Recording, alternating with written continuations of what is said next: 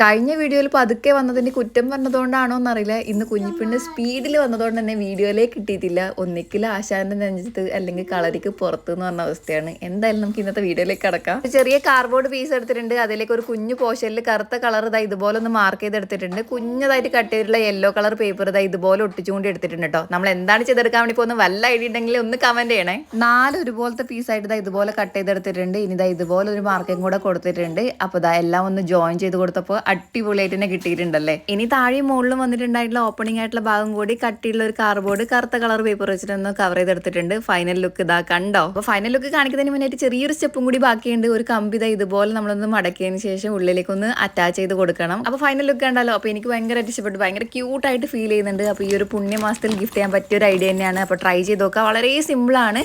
അപ്പോൾ ഇഷ്ടപ്പെട്ടോയിലൊന്ന് കമന്റ് ചെയ്യുക. ഈ ഒരു വർക്ക് ഇഷ്ടപ്പെട്ടിട്ടുണ്ടെങ്കിൽ ഒരു ബ്ലൂ ഹാർട്ടെങ്കിലും കമന്റ് ചെയ്യുക. ഇവിടെ നിന്ന് ലൈക്ക് ചെയ്യുക. ചാനൽ സബ്സ്ക്രൈബ് സപ്പോർട്ട് ചെയ്യാൻ മറക്കല്ലേ. ടാറ്റാ.